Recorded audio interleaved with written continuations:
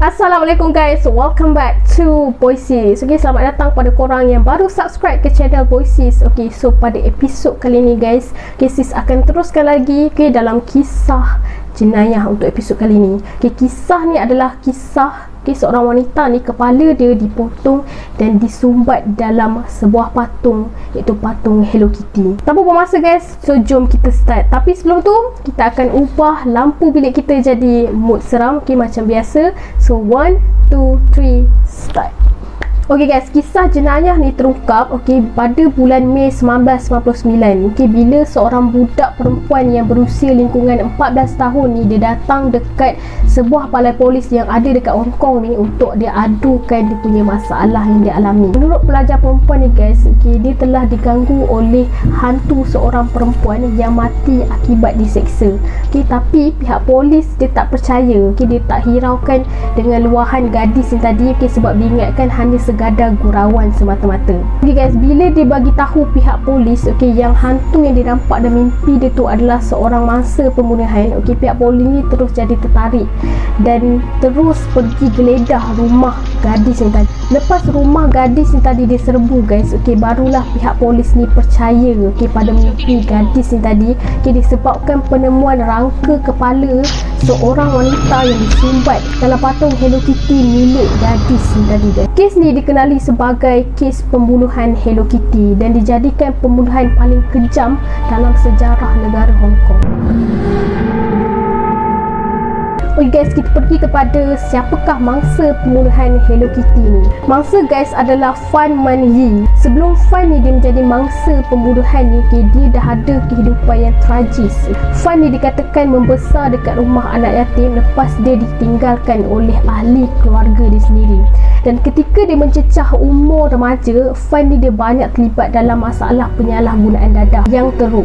Untuk dia puaskan ketagihan ni tadi guys terhadap dadah, Fan ni telah memilih untuk menjadi seorang pelacur. Pada usia dia 23 tahun, Fan ni dia telah berjaya mendapat kerja sebagai seorang pelayan dekat sebuah kelab malam yang ada dekat Hong Kong. Pada awal tahun 1997 guys, Fan ni dia telah berjumpa dengan Chan Man Lok yang berumur 30 tahun, yang merupakan seorang pengedar dadah dan juga bapa ayah. Lepas dia berjumpa dengan Chan ni tadi, so Fan ni pun ambil keputusan untuk bekerja di bawah Chan sebagai seorang pelacur. Insiden malang dan kejam ni mula menimpa Fan bila dia bertindak mencuri duit Chan, si bapa ayam ni tadi. So lepas Chan ni tahu yang Fan ni curi duit dia, Chan ni arahkan dua orang suruhan dia, iaitu Leong Shin Cho dan Leong Wei Lun untuk culik Fan ni. Pada mulanya sebelum Chan ni dia menculik Fan, dia hanya berniat nak suruh Fan ni lacurkan diri dia sampai dia dapat bayar semua hutang dia. Tapi guys, rancangan tu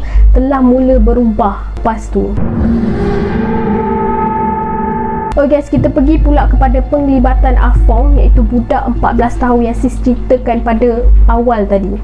Fan ni dia teruk dibelasah guys dan juga diseksa oleh Chan dan juga orang suruhan dia tadi selama lebih kurang 1 bulan. Dan Fan ni dia diikat dekat atas sebuah kerusi sebelum dia dipukul dengan teruk. Dan tak cukup dengan tu guys, kulit dia turut dibakar dan diperkosa berkali-kali.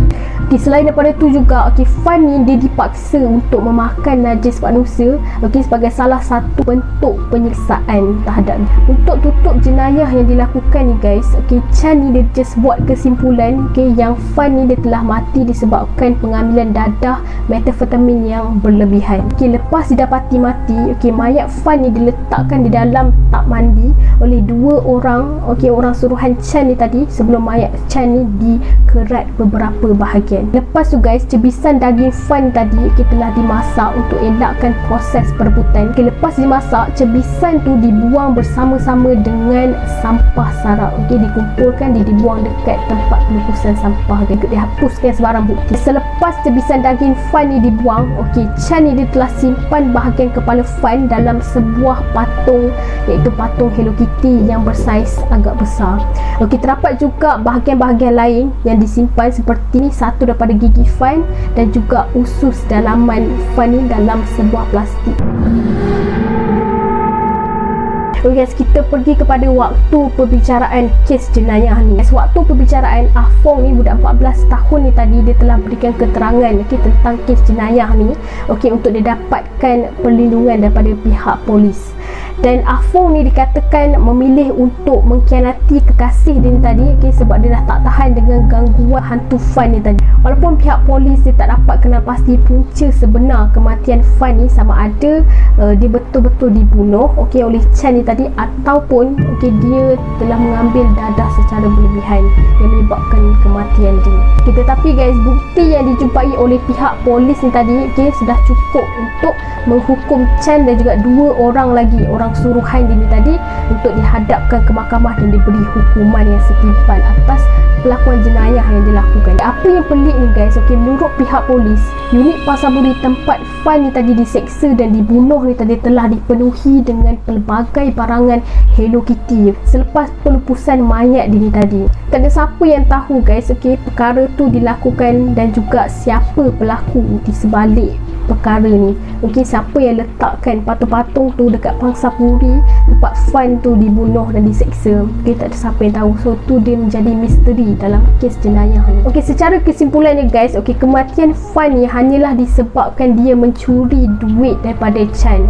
Dan jenayah yang Chan lakukan ni adalah jenayah yang berat dan telah menjadi sejarah jenayah yang ekstrim dekat negara Hong Kong. Guys, video sampai di sini saja. Jangan lupa tekan button like, subscribe, komen, like dan share, dan jangan lupa ikuti Instagram Voices guys. Dan ada dekat sini, ikut ramai-ramai supaya korang boleh tanyakan soalan ataupun korang nak share cerita ataupun kisah seram korang, dan juga sharekan juga kisah-kisah jenayah dan sebagainya untuk Voices kupaskan di next episode. Okay guys, jumpa korang untuk next episode. Saya Sis, Assalamualaikum.